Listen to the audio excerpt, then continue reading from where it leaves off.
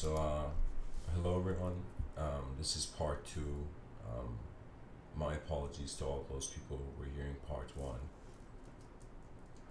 Uh, Anyways, in part two, if people just can comprehend the title,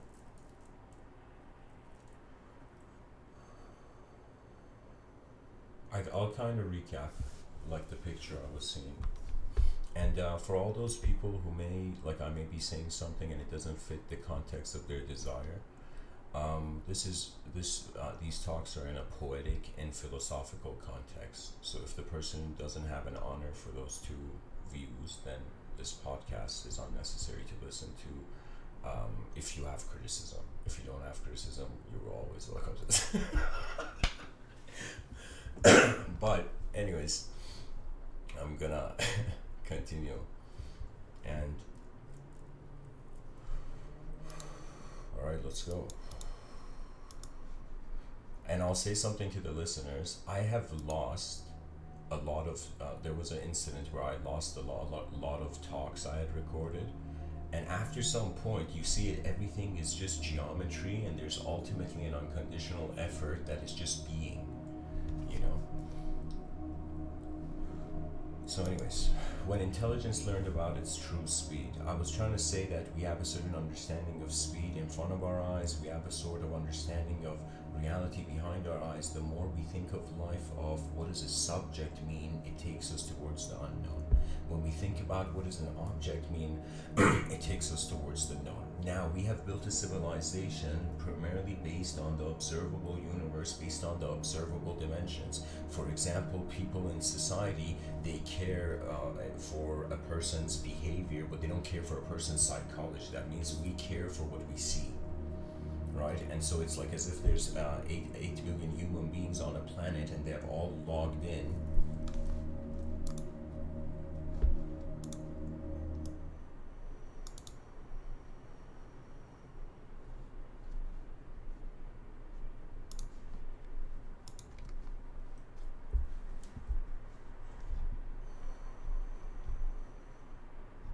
I'll keep the music for my own ears.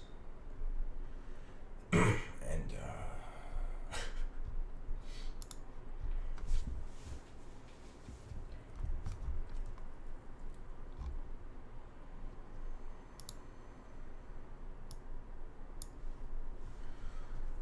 okay.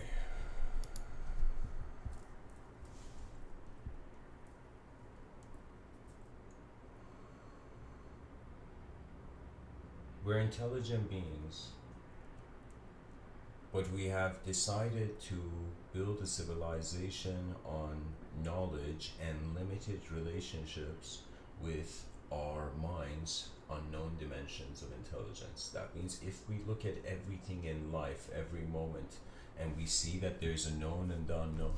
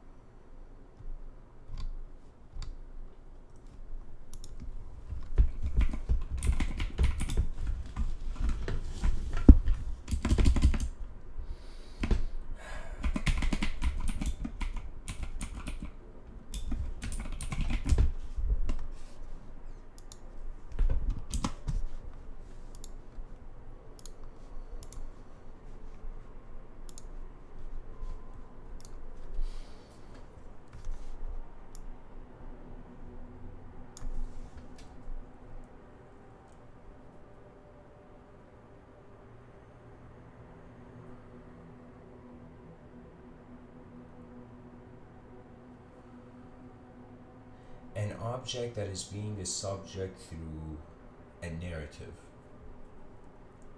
the story of life, the picture we have for the story of life can set our speed.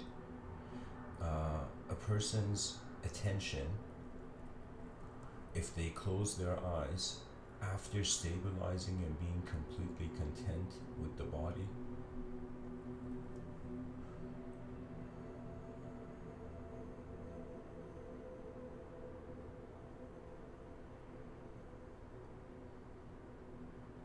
The purpose of space is creation.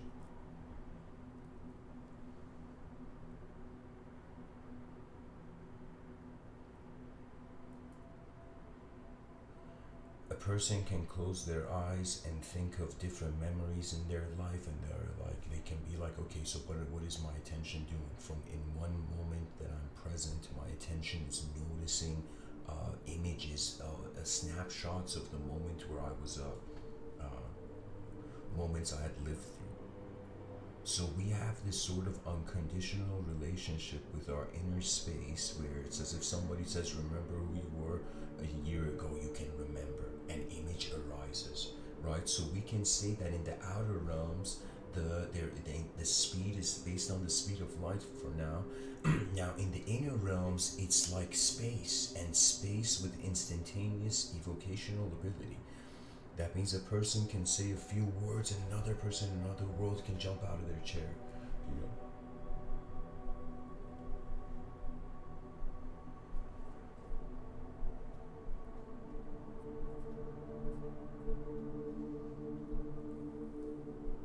Reality is a simulation.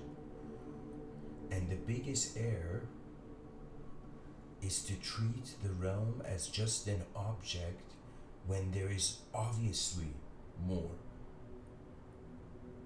Now, how much does it help all the human beings that are going to be born on this planet to treat their intelligence as an elemental mirage? That means there has been never any human being. That has all been language games from pure, this is pure materialistic lens. There's never been, and it's all a mirage of the meaningless. Meaning is a mirage in a meaningless desert. Now, immaterialism is the opposite.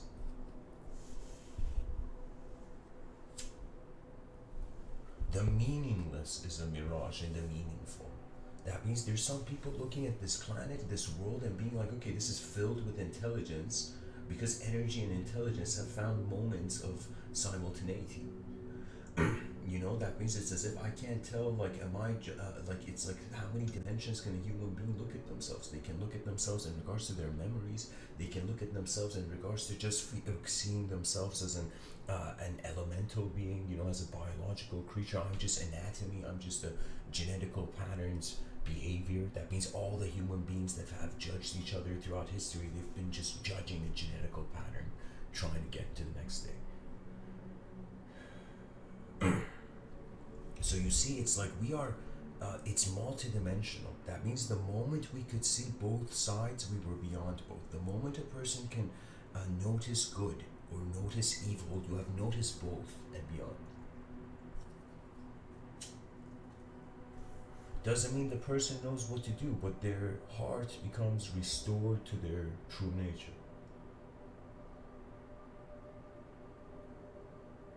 You know, because there is no reason for human beings to speak in emptiness.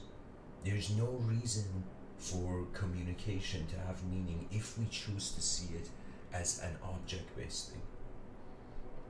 So we gotta treat it that the object, our body is a brush, and or let me say it this way, our body is like the paint, the periodic table is the paint, the mind is the paintbrush, and that unknown moving force. Now, in secular society, we call that free will.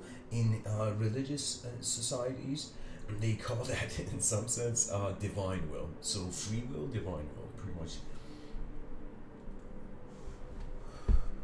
The cultural divisions of the East and West, I think, comes down to this. In one angle, we're God's imagination. In another angle, God is our imagination.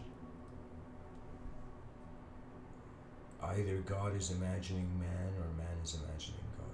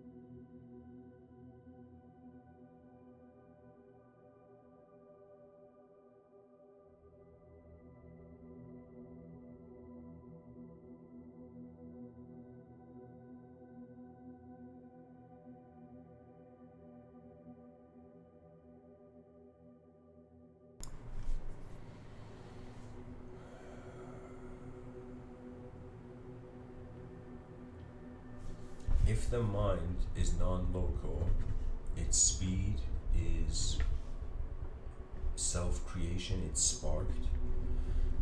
That means this may sound strange, but it could imply that any point could be any speed. There was this man named Manly Hall, and he said something very interesting in one of his lectures where he said there's a spiritual unit. He was using that more in a scientific manner. He said there was a spiritual unit behind every matter, every moment of matter. What that means is a person that sees only atoms, one side of the coin. That which is on the other is the spiritual unit. Now, if we look at it from it's very complex, because if we entertain panpsychism, we're already at our destination, so there's nothing to worry about.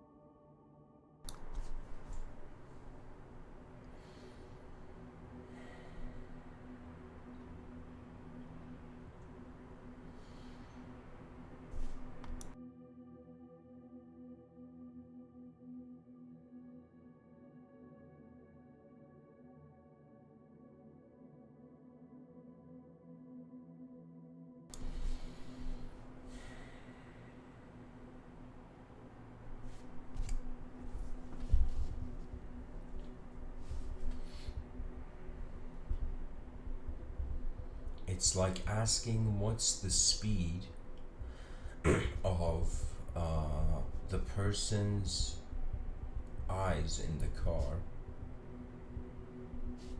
looking at the speed of the car, wondering what the speed of looking at speed is, if there could be a speed to looking at concepts even. Shri Nisargadatta Maharaj, this guy, he says, when I see that I am nothing, that is wisdom. When I see that I am everything, that is love. And in between, my life moves. That means, as if a view on the psychology that we are everything and nothing, and we're oscillating between these two dimensions, kind of bouncing forth. And think of it as like our fears are when we get close to nothing. When we have bounced towards, we're getting closer to nothing. Our joys are where we are getting closer to everything. I think what all human beings want is a collective experience. But we hide it because self-glory has to make the animal, that has to feed the hunger of the animal.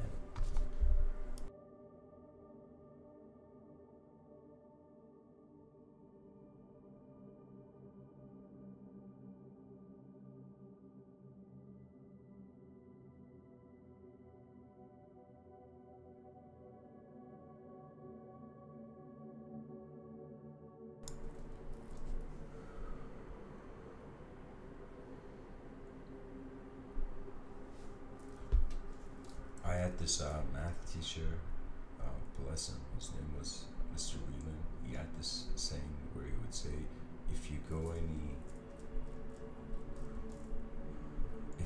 any faster, you have to slow down to stop.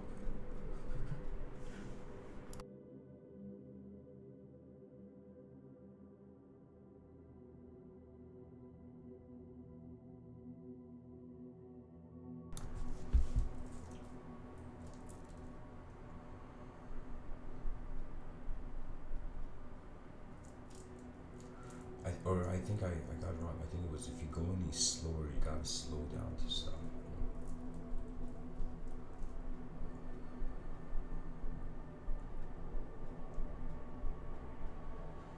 You know, it's just human beings like candles, and their brains give off simulate reality spheres. And those who are in their reality spheres, they see through their eyes first, then the eyes of the world. Those who have found a way to see beyond their reality sphere, as if the glow of the candle,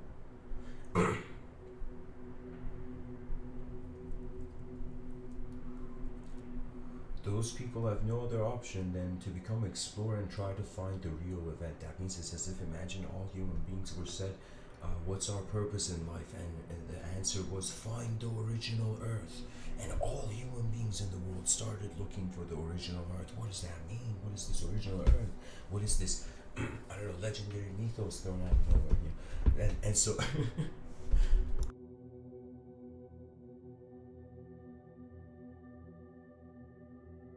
and the original Earth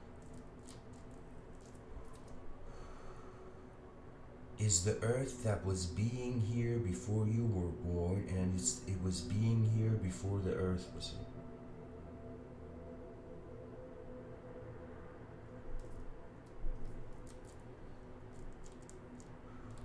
I've had moments where I've tried this out so many times because really, in my youth, I was a shy person.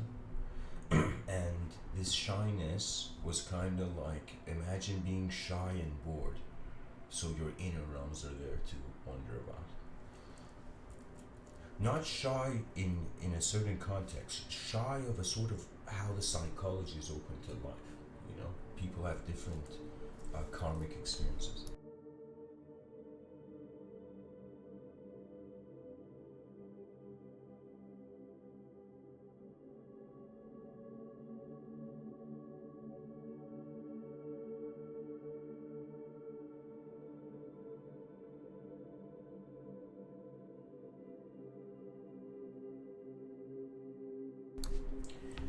So, same thing I said about time. We can say for speed, the mind creates the concept of speed. So, how could the mind have a speed? How could there be a speed of movement to the inner realms when the mind is creating it? There can be speed as much as the body requires. You see, after a certain point, the mind is like playing a game. When it can't play the game any longer, it leaves.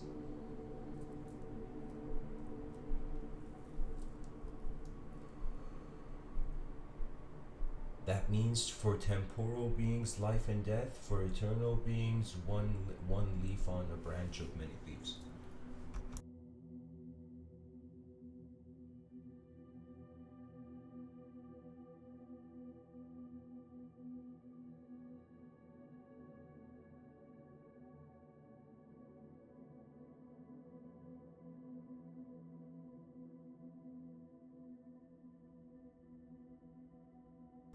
Let me tell you something hilarious that's gonna. This is a. I would say, just a vision. I have this prediction, or let's say, something where I feel our technology requires philosophies that require us to focus on the materiality. But the moment we surpass human psychology, there will be no such thing as fear and love. It will be a strange movement of humanity.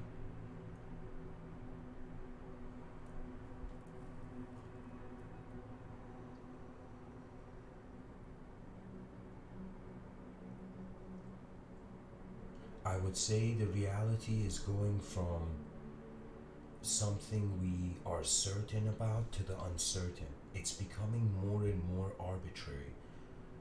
That means, or we are realizing it was arbitrary from the start. Either way, when human beings realize they are truly inside a void, the only retaliation to the void is the implementation of what you have.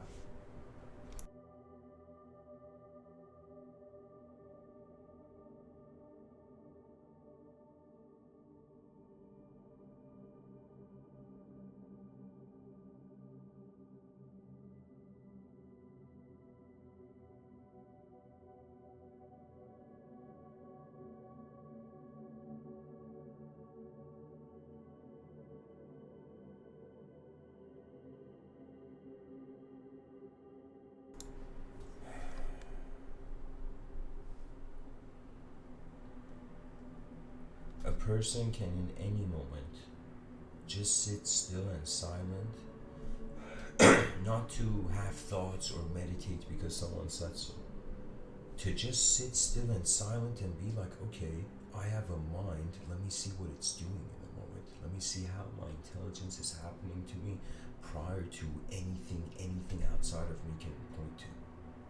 And when you have that, what's the term, audacity, when you can do that, when you can care for the unknown variables of your own intelligence to go see what they are, and realize that the whole point of being in existence is to exist. We exist to exist. That's all the gene has been doing. It's as if like we're like, what's the meaning of life? But to the DNA, it's like just exist.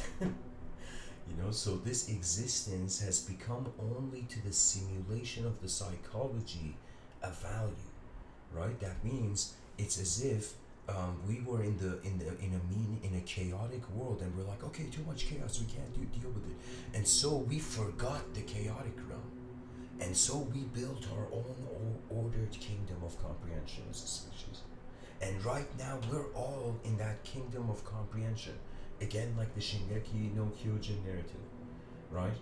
And there are giant problems or questions. That means pretty much the educational system should become a sort of preparation for a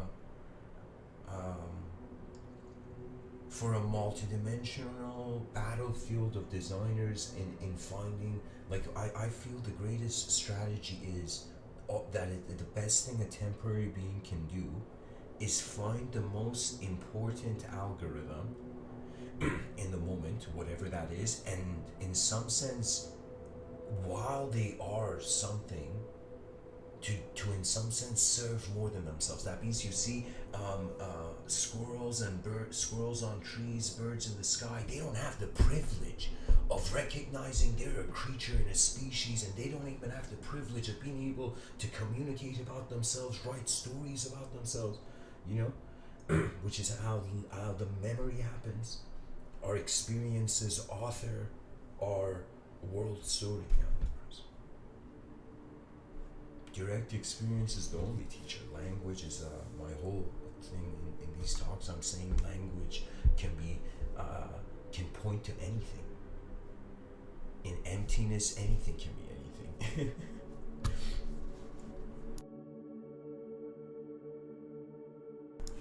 It's as if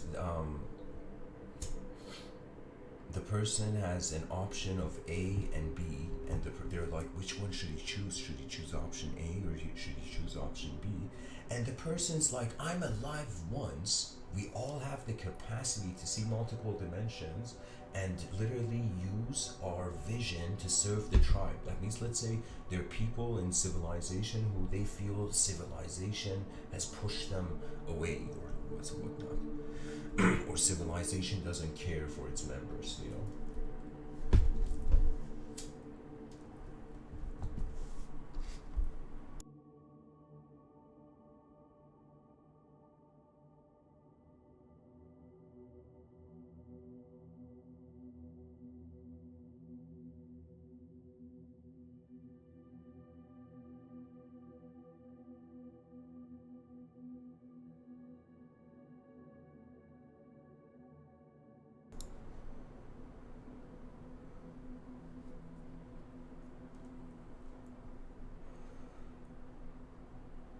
I feel there are two miracles that happen in life. One is we enter the known. That's pretty much any time I wake up, I'm like, oh my god, another miracle. How's this happening?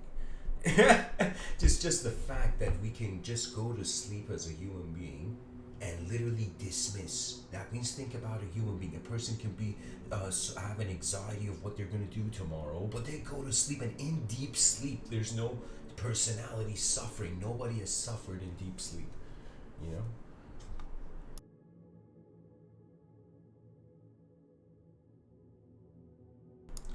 That means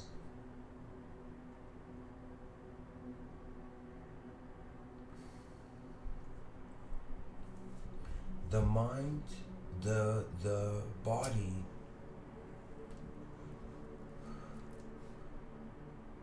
is the mind's servant, and the mind is like the, if I was to go archaic, it's the soul's servant. But the soul is self effulgent, self-servient. I don't know what the word should be, but I'm saying you reach a point. So many ancient texts have just pointed to this. You know, where after so in Vedic thought they had the 7 lokas. So think of the final loka on Mount Meru in Vedic thought, and then think of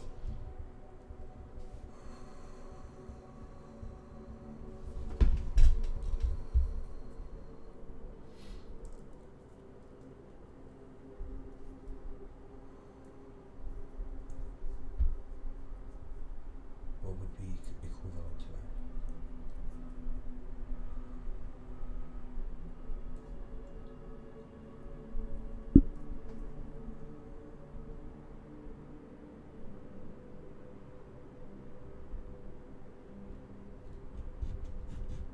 Pretty much anything that falls into an archetype that is unconditional, whether it's the 7th loka or it is, for example, starting as an individual and ending up as a collective. You know, a collective can't doubt itself because there's so many versions of itself. Where does it start the doubt from? But when we go to an individual, the individual of course can doubt itself. And so it's kind of like if a person is in their inner realms, there's turbulence. One can either from the inner realms dismiss it, or from the outer realms change the environment. It's like the value of human life is in its use.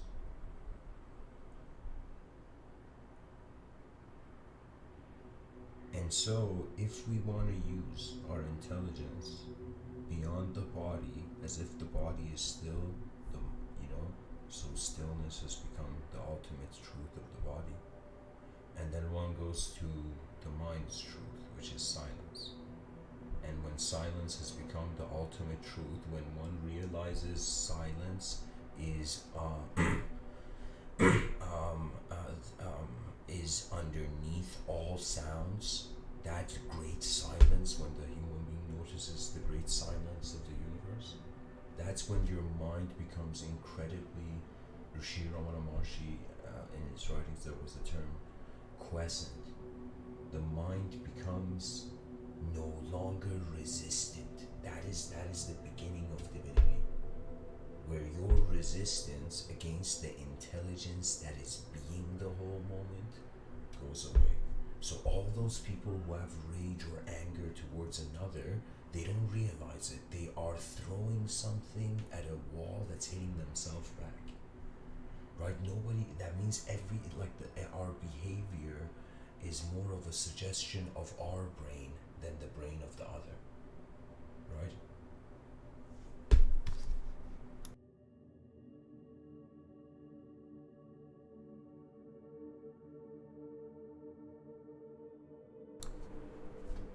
And I say all human beings, they have an expression threshold and a expression threshold and a reception threshold. That means human beings throughout the day, they have to have a certain percentage of expression and they have to have a certain percentage of receiving life. If this is not balanced, you can totally tell their mood.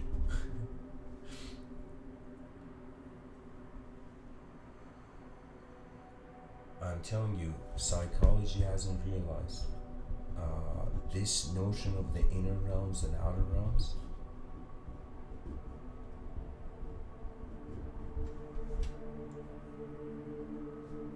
Mr.Within's inner outer realmism.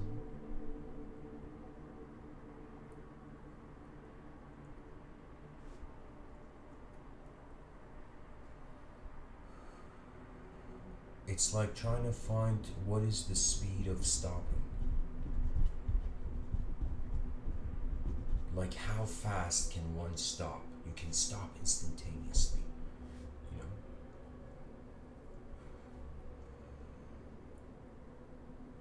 So imagine the person has sat down 10 minutes every day away for a while, just 10 minutes throughout the day, just where there are not being any thought.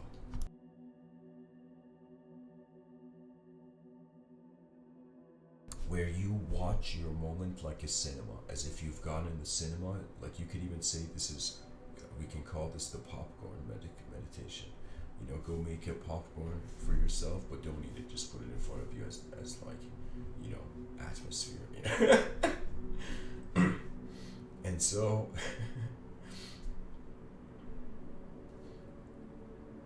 the person gets seated in their biological position, their physical position.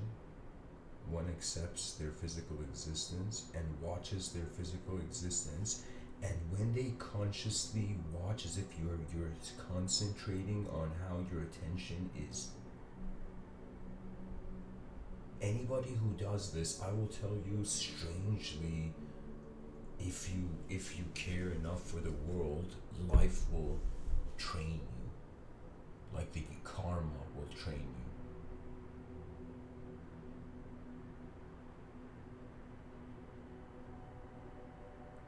Because the symbiosis right now, we're saying, like let's say there's multiple dimensions. How do we have a symbiosis of different dimensions? How do we have a 2D being live alongside a 3D being, a 4D being, 5D being, you know, you know.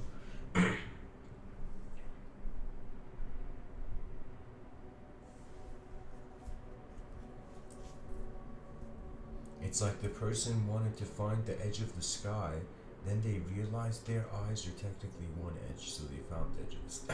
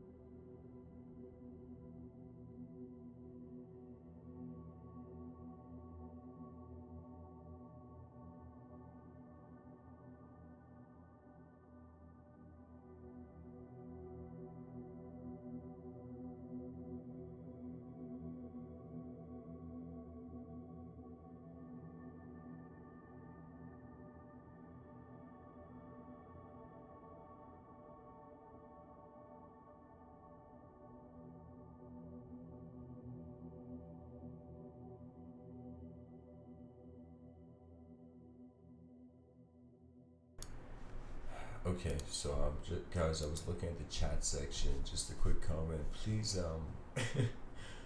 Just be, whoever writes in the chat section, be considerate that you know, my you know, the my grandchildren in the future may one day look at the chat section. I mean, like, write what you feel the chat section deserves.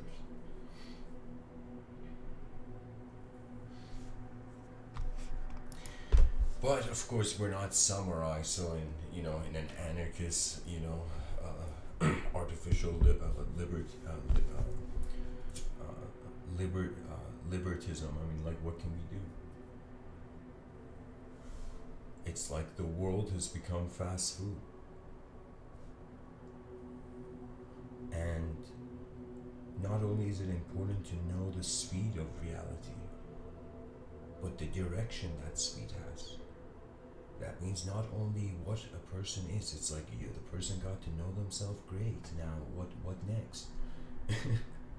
You know? And I feel it becomes just, after, it's pretty much 4 dimensions in life. I feel,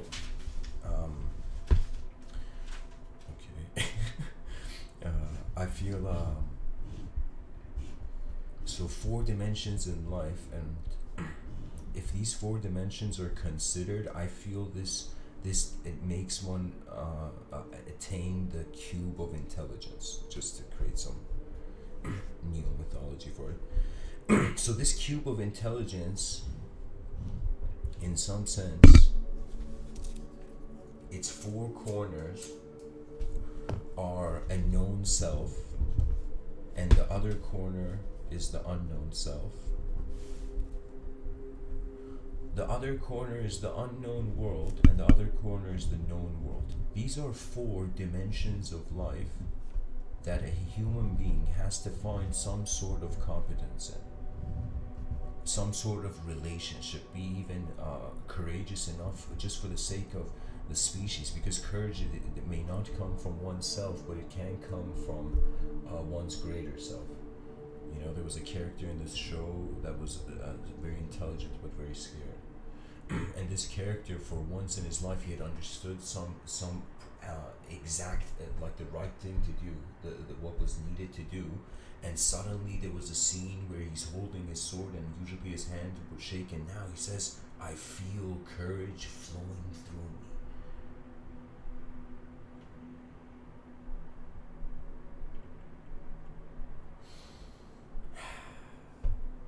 So if we can have a sort of fearless, honorable, explored relationship with an unknown self, known world, and unknown world, we are on the track of at least ushering in an era of humanity where understanding is a long-term project, a judgment is a short-term project, so judgment becomes secondary. That means what happens to every moment is we try to find as many angles, not as many angles, but I feel like a sort of realization that that we have, like, in the because we're living in the observable realm, we have access to the known self and known world, so that's where our certainty is limited to.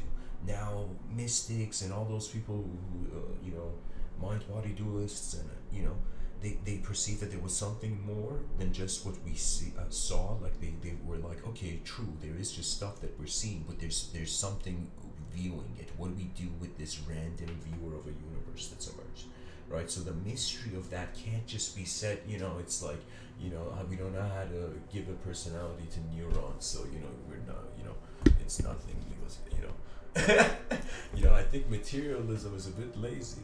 It's like there's way more to this world. It's too soon to declare truth. I think the issue is that atheists tainted materialism as a pure philosophy, which could have branches. That means, but it's not, and it's not that the atheistic effort was, of course, very necessary, because in some sense, sometimes in life, it's not why history happened, it's like why that image in history happened, why that event, why is our history written this way. Imagine you were like a time traveler or a parallel universe traveler, and so you in some sense came to this universe and you went and checked the history as let's say you're a time traveler, and you went to that universe and you're like, oh my god, you quickly went to the history books to see if the history had changed. And then imagine the librarian was like, sir, you have such enthusiasm for history, and the time traveler's like, man, I'm busy. It's like, I don't have the time to, play in time, that's how cool time travelers can be.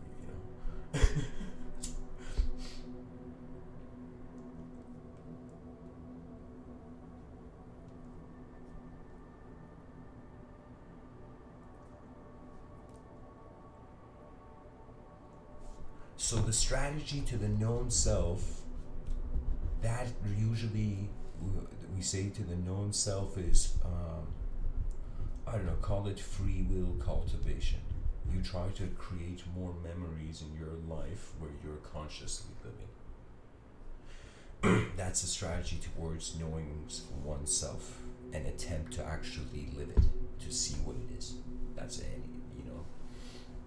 not to quickly storify the unknown, to fear it and bring emotion, but to have the fearlessness of the designer, to see just design first, and emotions can come.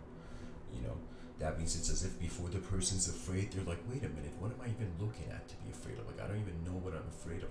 So the person has to look at their fear to be like, okay, let me at least see what my fear is, right? And this, I'm not saying this is easy, but I'm saying, like, it's like there is something to it, that when one fears something, they dismiss it, or when one cannot,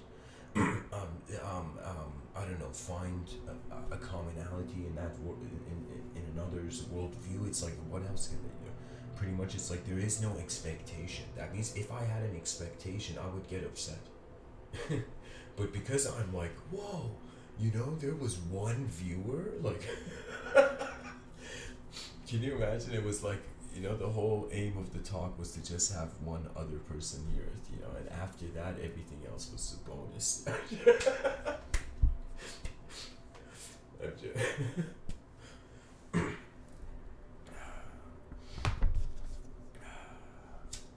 I might write a novel, Strange Love Letters to the Future,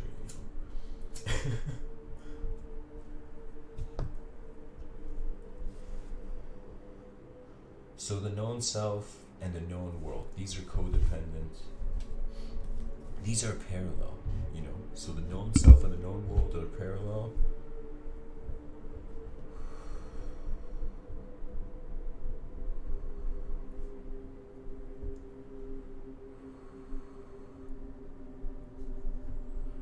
Or let me use different terms. Right now, as a human being, let's say I'm gonna use myself as an example. I'm trying to fathom. Okay, let me fathom a reality where there's a meteor hitting in a parallel universe of Earth. There's a meteor hitting Earth, and that parallel universe has been, let's say, 98% as accurate as this parallel universe.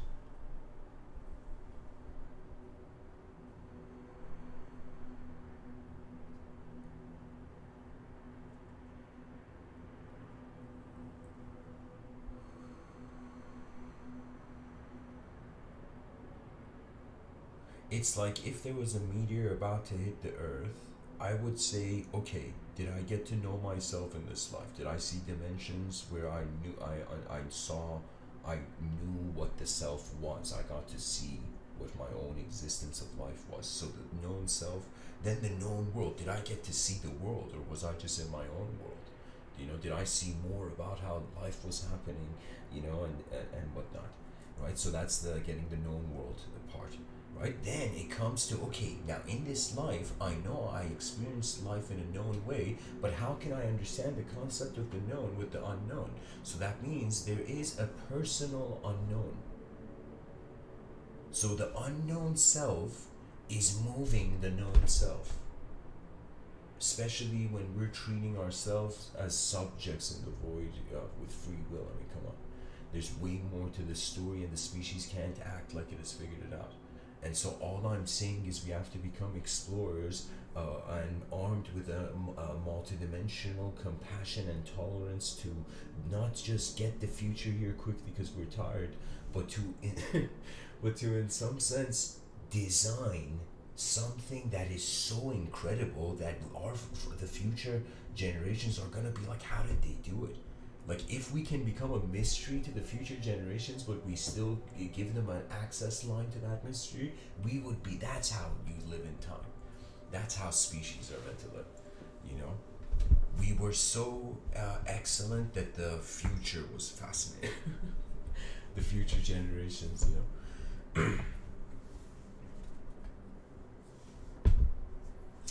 And honestly, I mean, it's like you can be poetic and say that 8 billion human beings are like 8 billion neurons, and the brain is like the planet, and the humanity's story of survival and continuity in the void is like the mind of the planet. That means it's like a species is a way of a planet trying to touch other planets.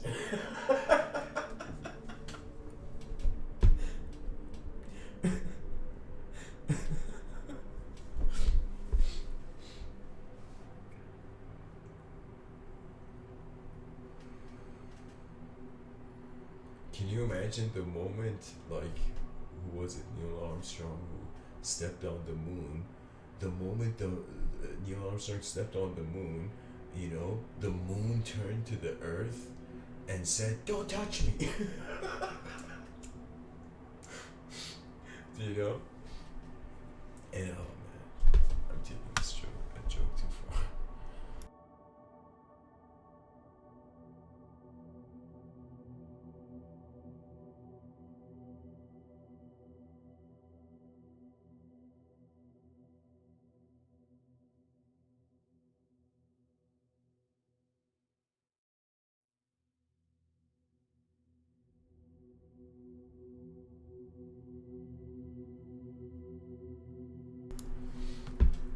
when the ideological precision of a fixed precision of truth, when we stop trying to, like savage animals, devour truth in ideological systems, when we get out of like our language biting, or I'll tell you where one comes to the unknown self. That means those who are philosophers, they have noticed something unknown about the God. That's why the question is way more interesting than the answer. An answer closes a door, a question opens it.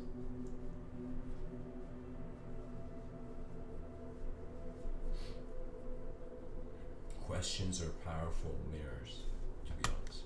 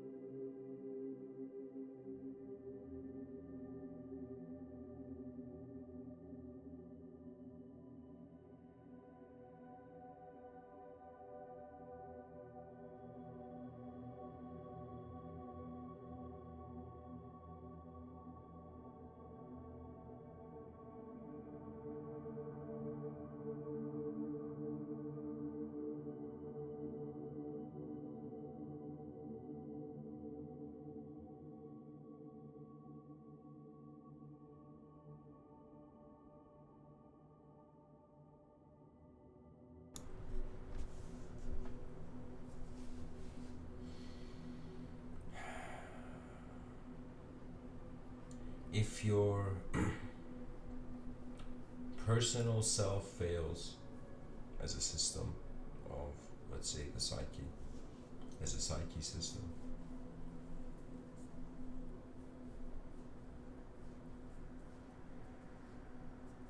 if the personal dimensions don't have the strength, they must seek the strength from the impersonal dimensions. And in the impersonal, it classifies into the realm of society and the world.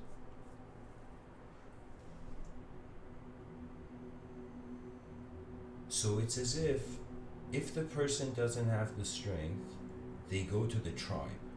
The tribe has the strength. If the tribe doesn't have the strength, it's like, imagine now it's on a national level. And I'm saying it goes eventually to a global self. And if the global self doesn't have the strength to still lift up the individual, the person has to go to the, let's say poetically, the galactic self. And if the galactic archetype of self doesn't have the strength to lift up the person has to go to the universal self. If the person doesn't, universal doesn't have, the person's like, oh my God, it's like the unknown has nowhere to go,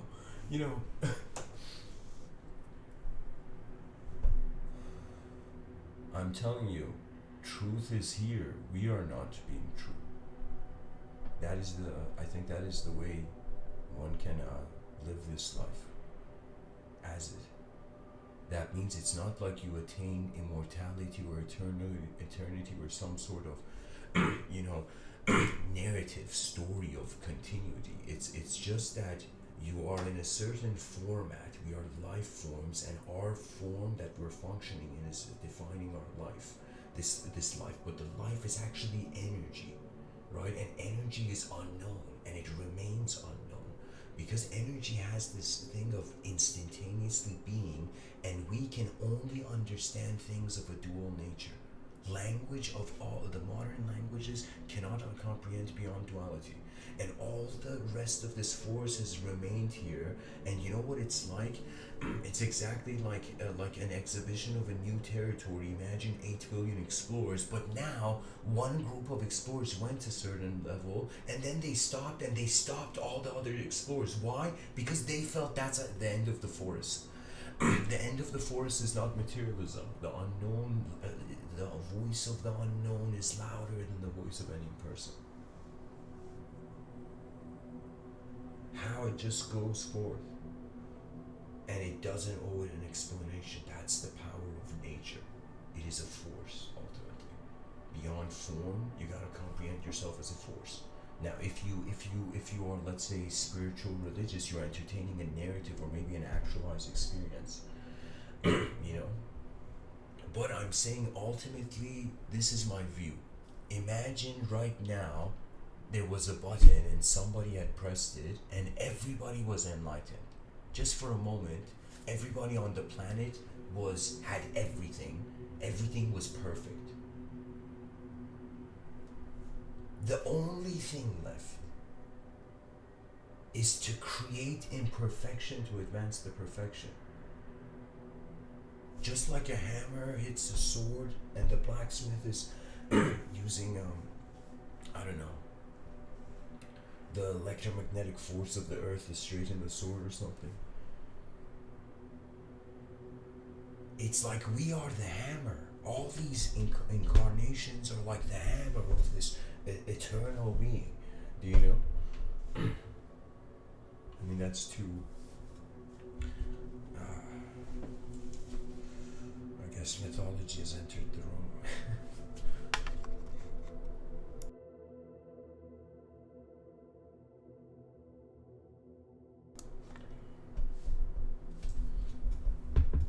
If the world is beyond our sight, can our sight be enough to explain the world? If the answer is no, we explore. Human beings, we begin. Imagine we create a system. That's a civilization I could see. It's totally missing an honor system. There should probably be something called like honor points. And people should just have like, you know, in certain cyberspace, how do I say?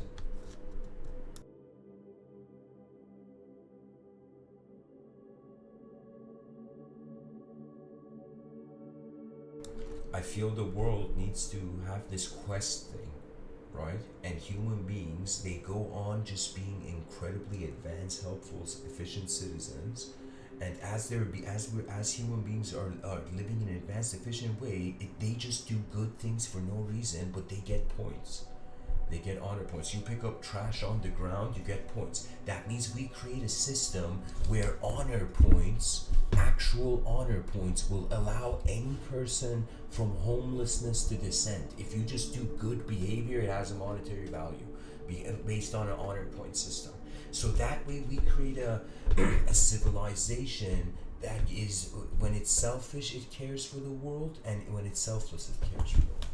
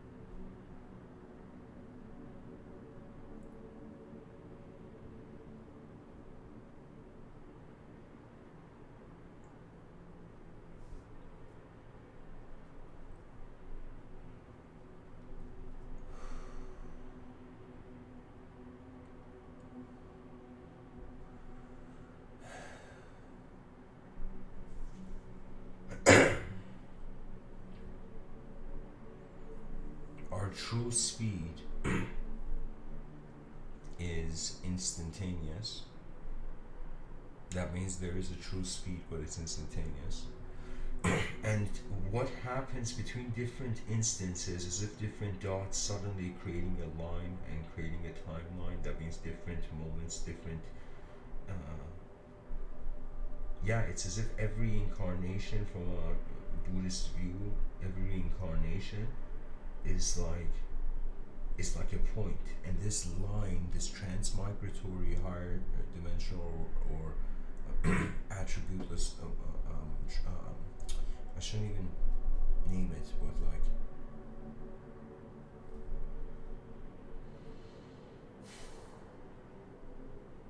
it's like if we can't hold truth, we shouldn't care to find it. And if we can't hold truth, we should find a strategy to see how we can find a way to hold truth. That means if people, rather than fighting, people should just be like, okay, there's probably other angles that we have not found in this moment. Just like Edison suddenly created the light bulb, that was an angle, that was a hidden angle in the moment, and Edison tapped into it and bam, light bulbs went on everywhere.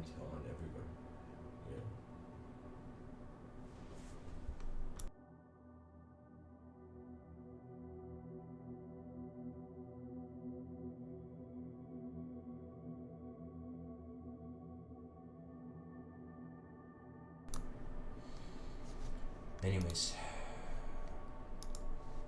I will share this quote from Rumi and I'll end off. Rumi says, I died as a mineral and I became a plant. I died as a plant and I rose to animal. I died as an animal and I was man. Then he says, why should I fear death? When was I less by dying? I shall die once more to soar with angels blessed. But even from angelhood I must pass on to that which no mind has ever conceived. That means that's the excitement in the realm. That's why we explore. We are looking for the inconceivable. Through conception, and it's like this endless game, and we choose how we wield our intelligence. Intelligence has a rhythmic, dynamic component to it where it's like a river. It has a more component to it where it's like ice, but like your body, you could just be in a moment and have no opinion on anything. That's like the moments become like ice. The person could suddenly have inspiration to write something down, grab a pen, and they're just writing away, and that moment, it's like their mind is like the whole moment has become like a river. There's a rhythm. It's like liquid. The intelligence is in a liquid state. And imagine when the person has experienced the solid dimensions and the liquid dimensions of their intelligence, the only thing left is the gas, and that's my way of saying from the known self to the known world. Then from the unknown self to the unknown world, and then full synchronization of the inner realms and outer realms, and the advanced human being walks this earth. And it's win-win before the really lose-lose. Anyways, thanks for listening. I hope this episode was helpful, and